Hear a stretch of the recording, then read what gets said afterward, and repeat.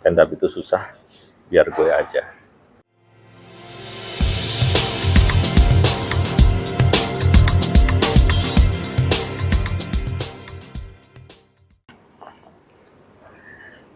Halo, ketemu lagi bersama gue Aji di Pit 014.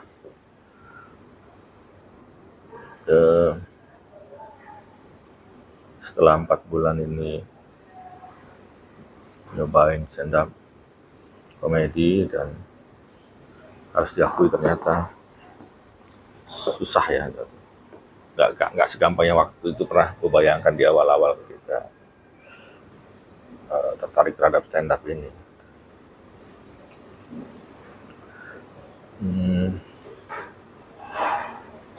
Tapi sebelum itu gue juga mau cerita kegiatan minggu lalu. Minggu kemarin open mic di Jakus, kemudian UNJ, rencananya mau ke Bekasi tapi karena hujan jadi nggak jadi.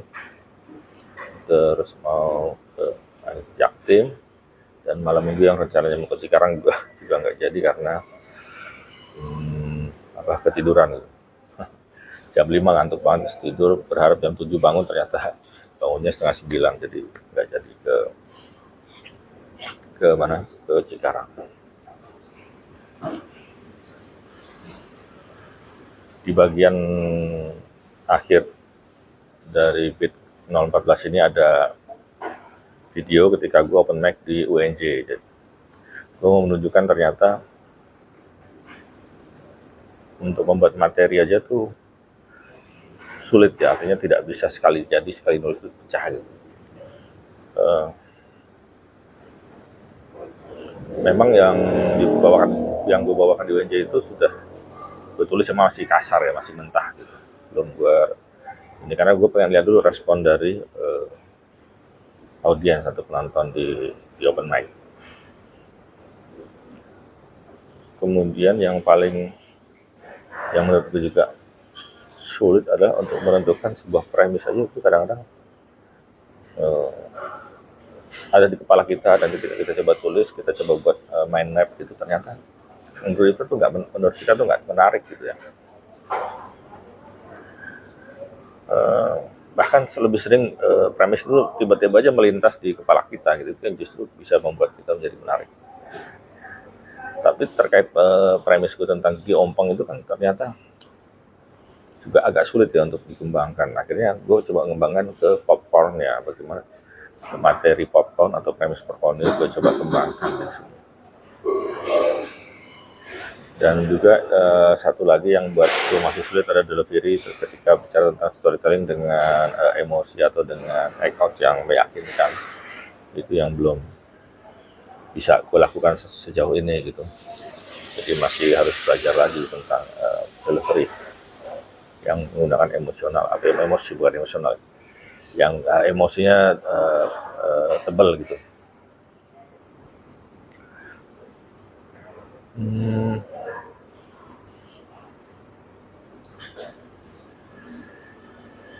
Meskipun stand up itu sulit, yang menarik adalah setiap minggu, dalam satu minggu tiba-tiba di open mic, mana paling di salah satu open mic yang gue lakukan dalam seminggu itu, selalu ada orang-orang baru yang pengen nyobain stand up gitulah.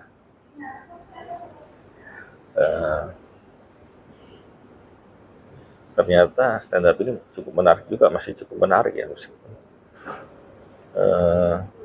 untuk orang-orang ini gitu. Dan yang buat kemarin, mereka juga sudah artinya sudah punya pekerjaan tetap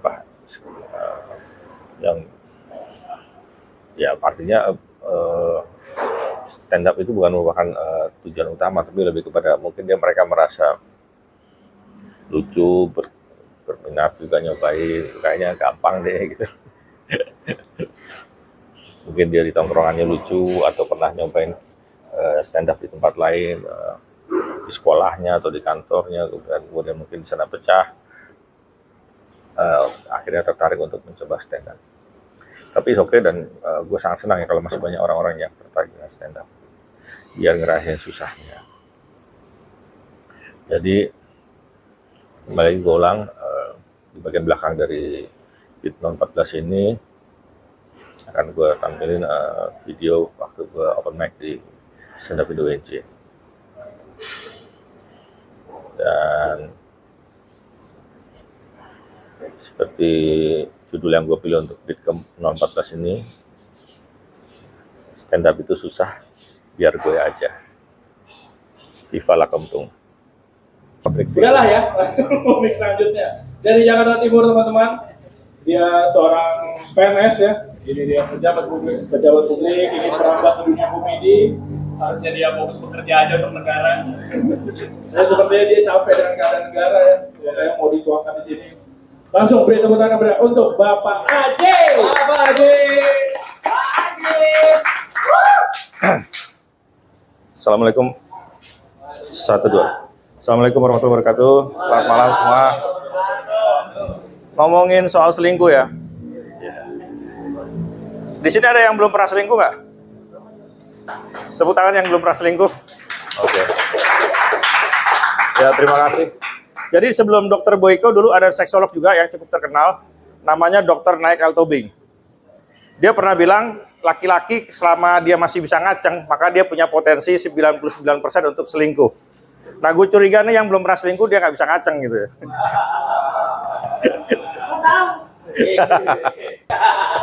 Nggak, gue mau ngomongin ini aja. Belajar stand up, sekarang gue mau belajar teknik perbandingan.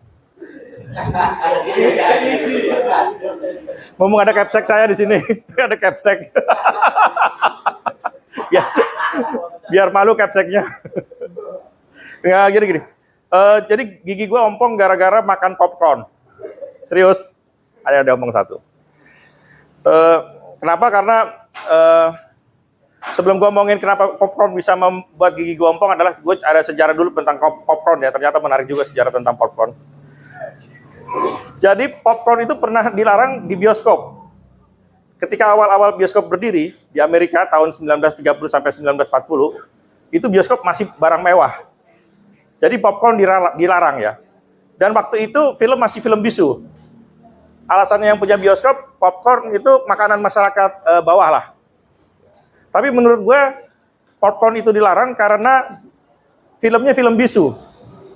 Kan nggak lucu ya, kalau filmnya lagi adegan romantis, tiba-tiba di sebelah kita ada suara makan popcorn krayuk-krayuk gitu loh. Jadi kan mengganggu gitu. Nggak sesuai dengan gambarnya. Ternyata nggak punchline-nya nggak kena.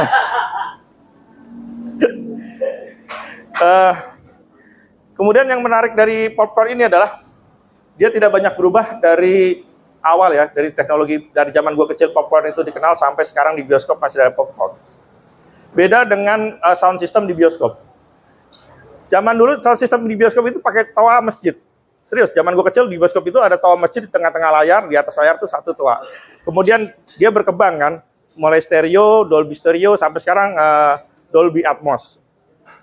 Jadi yang lucu lagi ketika bioskop itu masih pakai toa masjid, pas azan masjid itu ada ini modulasi dari masjid, jadi suara azannya masuk ke dalam bioskop gitu. Masih belum kena juga ya. Santai ya sambil belajar ya. Santai. Nah, yang juga banyak di bioskop yang banyak berubah juga adalah penjual tiket atau penjaga tiket ya. Zaman dulu itu penjual tiket itu tua-tua kayak mama gitu loh. Model-modelnya dulu mama. Sekarang kan udah cakep-cakep ya. Dulu itu mama ya.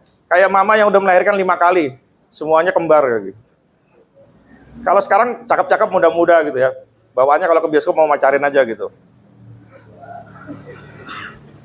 Nah, kemudian mengenai popcorn, terlalu bersemangat apa ya? Mengenai popcorn itu kenapa gue bilang dia nggak banyak berubah? Karena popcorn itu awalnya zaman gue kecil itu masih rasanya asin. Sekarang berkembang menjadi ada manisnya ya, ada karamel. Coba popcorn itu ada rasa lain ya, misalnya rasa durian, apel, mengkudu gitu. Yang banyak berubah dari popcorn itu hanya kemasan aja. Awalnya dulu popcorn itu dijual dalam bentuk kemasan plastik ya. Mungkin kalian udah pernah lihat.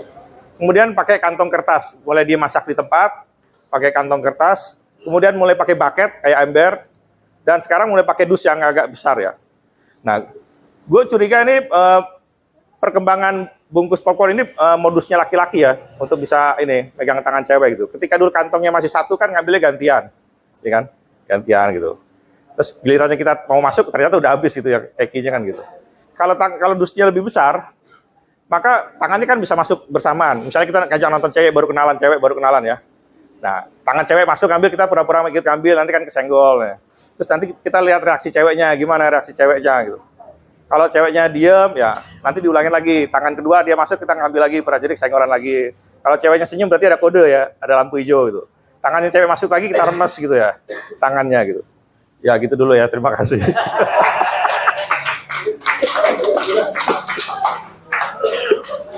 Itu dia tadi Pak Haji. Di Pak Popcorn. Ini kan bahas gigi. Udah kedua kaki. Langsung diliatin sama kepala sekolahnya. Terus Ulan mikir kayaknya bikin sekolah beneran saya. Mau ngasih nilai merah ya? Kayaknya saya bikin sekolah impress aja.